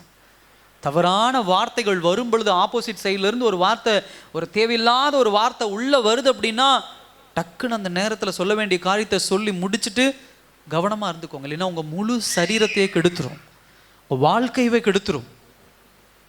அது திருமணம் ஆகாதவர்களானாலும் சரி, திருமணம் ஆனவங்களானாலும் சரி, யாராக இருந்தாலும் சரி. ஒரு ஆள் வந்து உங்ககிட்ட நின்று, நான் நீதிமொழிகள் புத்தகத்தில் அழகாக சொல்லுது, ஒரு 3rd person, ஒரு 3வது ஆள்கிட்ட பேசுகிறோம் அப்படின்னு சொன்னால் ரொம்ப கவனமாகவும் எச்சரிக்கையாக பேசணும். மைண்டில் உருவாக்கணும். அவர் பேசுகிறாங்க, என்ன வார்த்தை பேசுகிறாங்க, அடுத்தது நான் என்ன வார்த்தை பேசணும், இல்லை அவங்க பேசுகிறதுக்கு நான் இன்றைக்கி பேச தயாராக இல்லை, என்னால் அப்படி ப்ராசஸ் பண்ண முடியல, எனக்கு வேற ஒரு பிரச்சனை இருக்குது அப்படின்னா, சரிங்க நாளைக்கு நான் பேசுகிறேன் அந்த விஷயத்தை குறித்து அப்படின்னு கடந்து போயிடணும் அந்த இடத்த விட்டு. சும்மா சொல்லுங்க, ஆமாங்க, இல்லைங்க, இல்லை சும்மா அந்த டைம் பாஸுக்கு நான் பேசிட்டு வந்தேன், பேசாதீங்க. சின்ன வார்த்தை காட்டையே சின்ன நெருப்பு காட்டையே கொளுத்தி போடுங்கிற மாதிரி நீங்க பேசுற தெரியாத்தனமான சிறிய சிறிய வார்த்தைகள் உங்க முழு சரீரத்தையும் பொல்யூட் பண்ணிடும், முழு சரீரத்தையும் கெடுத்து போடும். ஒரு காடையே அழிச்சிருமா ஒரு சின்ன தீக்குச்சி. அங்க அவ்வளோ பெரிய மரம் இருக்கு, அது பெருசு இல்லை, அந்த மரத்துல செய்யப்பட்ட சின்ன தீக்குச்சியில மேல கொஞ்சம் மருந்து, அதுதான் நெருப்பு. அது என்ன பண்ணிருது, ஒரு காட்டையே என்ன பண்ணிருது, அழித்து விடுகிறதே. நான் சொன்ன நிறைய காரியங்களை சொல்றாரு. இந்த 5ஆம் வசனத்திலையும் 6ஆம் வசனத்திலையும் சொல்றாரு. அதுல ரொம்ப முக்கியமான ஃபர்ஸ்ட் பாயிண்ட் என்ன, அநீதி நிறைந்த உலகம். அநீதி அப்படின்னு சொன்னா வேர்ல்டு ஃபுல்லா ப்ராப்ளம்ஸ், பிரச்சனைகளா இருக்கு. காலை இந்த பக்கம் எடுத்து வச்சாவே பிரச்சனை, பக்கத்து வீட்டில் பிரச்சனை, எதிர்த்து வீட்டில் பிரச்சனை, வேலை செய்கிற இடத்துல பிரச்சனை, அங்கே பிரச்சனை, பேசினா பிரச்சனை, வந்தா பிரச்சனை, நின்னா பிரச்சனை, உட்காந்தா பிரச்சனை. இவ்வளவு பிரச்சனைகள் இருக்கும் பொழுது நம்ம போய் புதுசாக ஒரு பிரச்சனையை கொண்டு வந்துடக்கூடாது. அநீதி நிறைந்த உலகம், நாம் அநீதி உருவாக்குறதா இருக்கக்கூடாது. First point. அடுத்தது என்ன சொல்றாரு அப்படின்னு சொன்னா, நாவானது முழு சரீரத்தையும் என்ன பண்ணிருமா? கரைப்படுத்தி, எல்லாவற்றையும் கரைப்படுத்திடும். கை, காலு, கண்ணு எல்லாவற்றையும் என்ன பண்ணிரும்? கரைப்படுத்து. அடுத்த ஒரு பாயிண்ட் என்ன சொல்றாரு அப்படின்னு சொன்னா, ஆயில் சக்கரத்தையும் என்ன பண்ணிருமா? கொளுத்தி விடுகிறது. அப்படிதானே? உண்மைதானே? எத்தனை பேர் சூசைட் பண்ணிக்கிறாங்க, தற்கொலை பண்ணிக்கிறாங்க. அந்த அந்த சூசைடுக்கும் அந்த தற்கொலைக்கும் ஒரு 50% என்ன காரணமாக இருக்குன்னு சில பேசுகிற பேச்சு.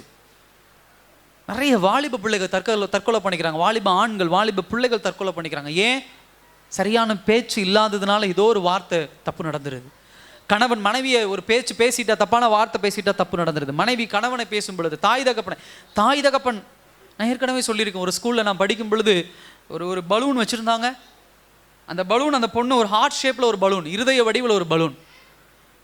அந்த பலூன் அந்த பொண்ணு வச்சு விளையாண்டுட்டு இருக்குது. அந்த வாத்தியார் உள்ளே வராரு, ஒரு திட்டிட்டாரு, உனக்கு அறிவு கொஞ்சமாவது இருக்குதா, இதெல்லாம் ஒரு பலூனை அதை வச்சுட்டு இருக்குன்னு பிடிங்க என்ன பண்ணுறாரு, வெளியே தூக்கி போட்டு உடைச்சிட்டார். இவ்வளோதான் நடந்த விஷயம். ஒரு பெண்ணிடத்துல இதுதான் நடந்த விஷயம்.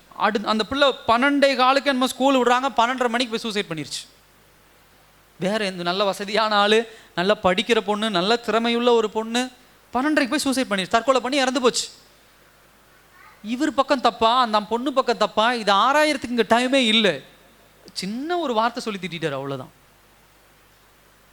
குழந்தைகளை வளர்க்கும் போது ரொம்ப கவனமாக வளர்க்கணும். அல்லேலூயா.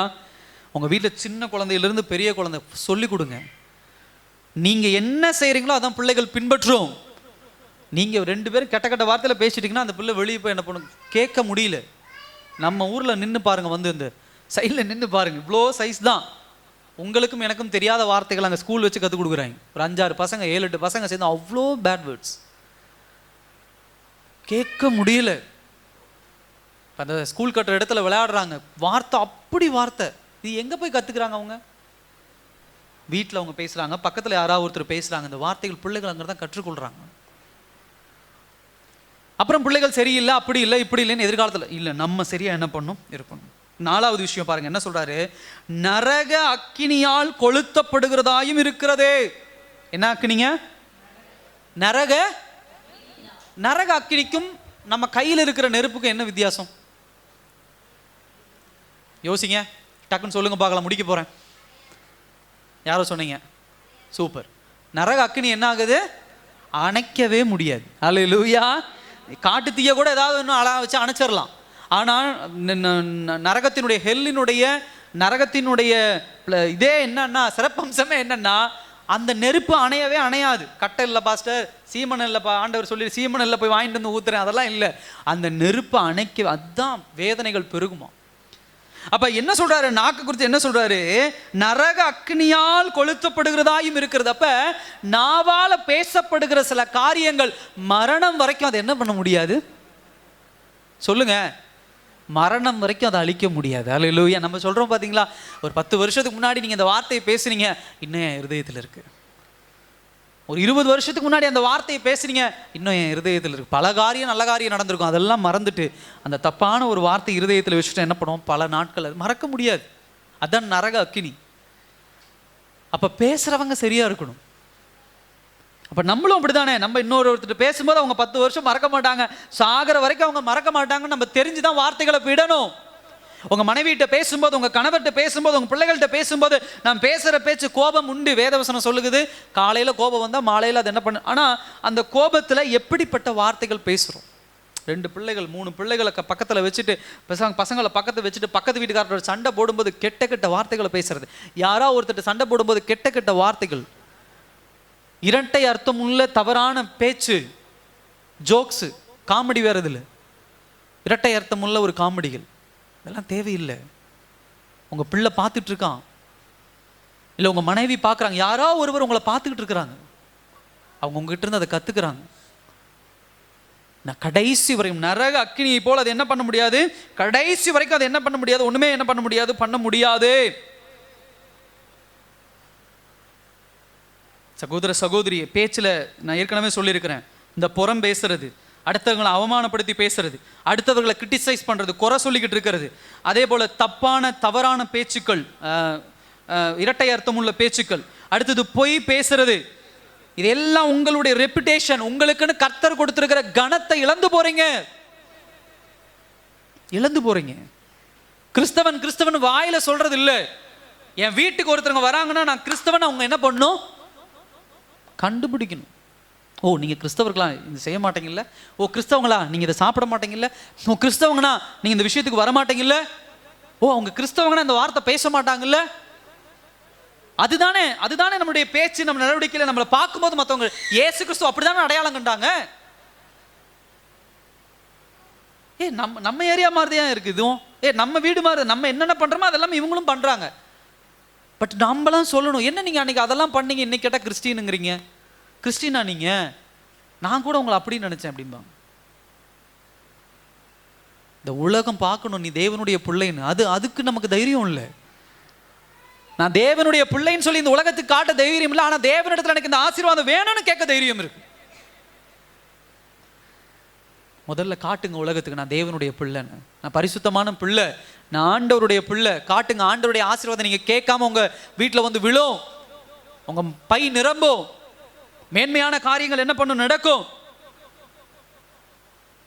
இன்னும் பல காரியங்கள் நான் அடுத்த வாரம் உங்கள் இடத்துல கொண்டு வரேன்.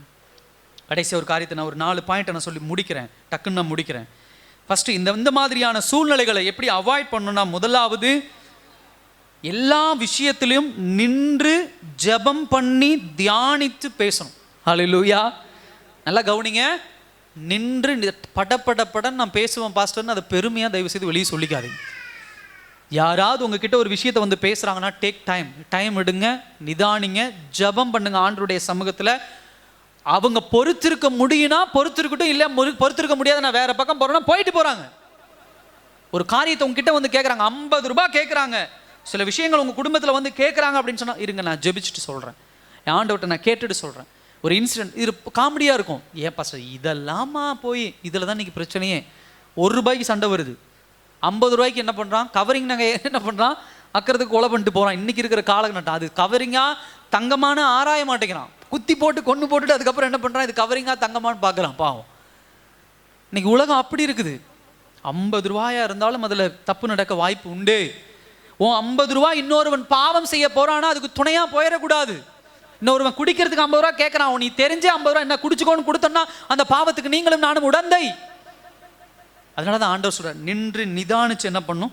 அடுத்தது, உங்ககிட்ட ஒருத்தர் பேசுறாங்கன்னா அவங்க என்ன பேசுறாங்க, எதுக்கு பேசுறாங்க. ஹல்லேலூயா. நல்ல கவனிங்க, முக்கியமான பாயிண்ட். யாராவது ஒருத்தர், இப்போ உங்கள் கணவர் உங்ககிட்ட பேசுகிறாங்கன்னா, மனைவி ஏதோ ஒரு விஷயத்த பேசுனேன், மனைவி கணவன்கிட்ட பேசுகிறேன், மனைவிங்கிற ஒரு ஸ்தானம் ஓகே. பிள்ளைகள் நான் தகப்பன், அவங்க ஒரு ஸ்தானம், ஏதோ ஒரு காரணத்துக்கு என்கிட்ட பேசுகிறாங்க. பட் இதெல்லாம் தாண்டி, இந்த சர்க்கிளை தாண்டி வெளியிலேருந்து ஒருத்தர் என்கிட்ட வந்து பேசுகிறாரு, எனக்கு முகம் தெரியாத ஆள், இல்லை பழக்கப்படாத ஆள், இல்லை இப்போ தான் பார்க்குற ஒரு ஆள்னா, அவர் எதுக்காக என்கிட்ட பேசுகிறாரு, என்ன பேசுகிறார், கவனிச்சு என்ன பண்ணுங்க, பேசுங்க. 3வது விஷயம் என்ன அப்படின்னா, நீங்கள் பேசுகிற எல்லா காரியத்திலும் தேவ திட்டம் உடைஞ்சு போயிடக்கூடாது. ஹல்லேலூயா. நான் கெட்ட வார்த்தை பேசுனேன்னா தேவன் என் மேல் வச்சிருக்கிற திட்டம் இல்லாமல் போயிடும். நான் தவறாக ஒருத்தர்கிட்ட பேசிட்டு இருக்கிறேன்னா தேவன் என் மேல் வைத்திருக்கிற திட்டம் இல்லாமல் என்ன பண்ணிடும், போயிடும். அப்போ நான் பேசும் பொழுது கர்த்தர் என் மேல ஒரு மிகப்பெரிய அபிஷேகத்தை வச்சிருக்கிறார், ஒரு திட்டம் வச்சிருக்கிறார், எனக்குன்னு ஒரு எட்டர்னல் பிளான், நித்திய திட்டத்தை தேவன் வச்சிருக்கிறார். அப்ப இந்த நித்திய திட்டத்தை குலைச்சலாக்குற எந்த காரியத்தையும் நான் என்ன பண்ண மாட்டேன், நான் பேச மாட்டேன். அந்த ஒரு காரியம். 3வது ஒரு காரியம், கடவுள் ஒரு பிரச்சனைக்கு தீர்வு கொடுக்காம நீங்களா என்ன பண்ணக்கூடாது, டக்குன்னு ஒரு சொல்யூஷன் என்ன பண்ணிடக்கூடாது, சொல்லக்கூடாது. அல்லேலூயா. எந்த பிரச்சனை குடும்பத்தில் வருதோ, வெளியில இருந்து வருதோ, கடவுள்கிட்ட உட்காருங்க. ஃபஸ்ட்டு நான் படிச்சிருக்கிறேன், நல்ல ஞானம் உள்ளவன், நான் அந்த விஷயத்தை அப்படி ஹேண்டில் பண்ணுவேன். ஏன்னா இப்போ எல்லாருமே யூடியூப்பில் வீடியோ பார்க்குற மாதிரி, சமையல்னால் உடனே யூடியூப்பை திறந்து பிரியாணி செய்வது எப்படி, சாம்பார் செய்வது எப்படின்னு உடனே பார்த்து செஞ்சிடறாங்க. இன்னைக்கு அதே போல் தான் எல்லா விஷயத்தையும். ஒரு பிரச்சனை வருது அப்படின்னு சொன்னால் எங்கேயாவது ஒருத்தர் கேட்டு, யாராவது ஒருத்தர் கேட்டு ஏதாவது ஒன்று சொல்லி தேவ திட்டம் அவங்கள குறித்து, தேவ திட்டம் உங்களை குறித்து வச்சிருக்கிறது அவங்களுக்கு தெரியாது. உங்கள் வாழ்க்கையில் ஒரு சுச்சுவேஷன், ஒரு ப்ராப்ளமான ஒரு பிரச்சனையான சூழ்நிலை வருது அப்படின்னா ஆண்டவர்கிட்ட கேளுங்க. ஏன்னா அவர் தான் அதற்கு தீர்வு, சரியான தீர்வு வச்சிருக்கிறார். ஸோ அந்த பாயிண்ட் மனதில் என்ன பண்ணுங்க வச்சுக்கோங்க. அடுத்தது, நீங்கள் பேசுகிற எல்லா காரியத்திலும் தேவ திட்டம் இருக்கான்னு யோசிங்க. God's direction. நம்ம பேசுகிற விஷயத்தில் தேவனுடைய வழி நடத்துதல். ஒருத்தர்கிட்ட பேசுகிறோம் அப்படின்னு சொன்னால் நானும் அவரும் பேசுவதற்கு தேவ வழி நடத்துதல் இருக்கா? தேவ திட்டம், அந்த வழி நடத்துதல். ஒருத்தர்கிட்ட பேசுகிறோம் அப்படின்னு சொன்னால் அந்த வழி நடத்தல், ஒரு ஹாப்பினஸ் இருக்கணும், ஒரு சந்தோஷம் இருக்கணும், கர்த்தர் அனுமதித்த ஒரு காரியத்தில் இருக்கணும், ஒரு மகிழ்ச்சி இருக்கணும். அப்போ கர்த்தருடைய வழி நடத்துதல் இல்லாமல் சில நேரங்களில் சில பேர்கிட்ட பேசும் பொழுது ஆரம்பத்திலே நமக்கு தெரியும், இல்லை இது எங்கேயோ தப்பாக போய் முடியும். செகண்ட் பாயிண்ட் என்ன, அது நமக்குள்ள ஒரு குற்ற உணர்ச்சியாக ஸ்டார்டிங்கில் தெரியும். அந்த நேரத்திலே உஷாராயிடுங்க. இல்லை, இந்த டாக்கை நான் கண்டினியூ பண்ணேன், இந்த பேச்சை நான் தொடர்ந்தேன்னா இது வேற பக்கம் போய் முடியும், வேற இடத்துல போய் முடியும், இல்லை நான் இங்கே ஸ்டாப் பண்ணிக்கணும். இங்கே நல்லா கவனிங்க, கர்த்தர் தேர்ந்தெடுக்கிற உரிமையை நம்ம கையில் கொடுத்துருக்கிறார். அல்லேலூயா. ஏன் அப்படின்னா, முதலாக ஆதாமும் ஏவாளும் பாவம் செய்ததுனால ஆண்டவர் சொல்லிட்டாரு, தேர்ந்தெடுக்கிற உரிமையை நான் உன் கையில் கொடுத்துட்டேன். அதனால நீங்களும் நானும் எதை தேர்ந்தெடுக்கிறோமோ அதுக்குண்டான பதில் தானோ தவிர கர்த்தரை குறை சொல்லிக்கிட்டு இருக்க முடியாது. சில பேர் நம்ம ஆண்டவர் கண்ணு இல்லைங்க, ஆண்டவர் காது இல்லைங்க, ஆண்டவர் இப்படி பண்ணிட்டாருங்க, ஆண்டவர் இப்படி செஞ்சுட்டாருங்க, நான் அழுது ஆண்டவர்.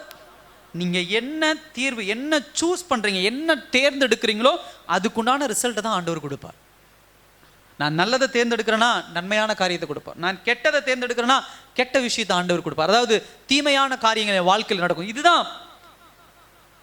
இதை எடுத்துட்டு ஆண்டவர் மேலே குறைப்பட்டு சில நேரத்தில் ஆண்டவர் மேலே பலியை போட்டுறது. ஆண்டவர் பார்க்கல, ஆண்டவர் செய்யலை, இத்தனை வருஷம் சபைக்கு போகிறேன் பாஸ்டர், இன்னும் ஆசீர்வாதமா இல்லை, இன்னும் நான் சந்தோஷமா இல்லை, இன்னும் என் வீட்டுக்காரர் மாறல, என் குடும்பம் மாறல. நீங்க எங்கேயோ தேர்ந்தெடுத்தல தவறு பண்ணியிருக்கிறீங்க. நாவானது நெருப்பு. எல்லாரும் கண்களை மூடலாமா அந்த நேரத்தில்?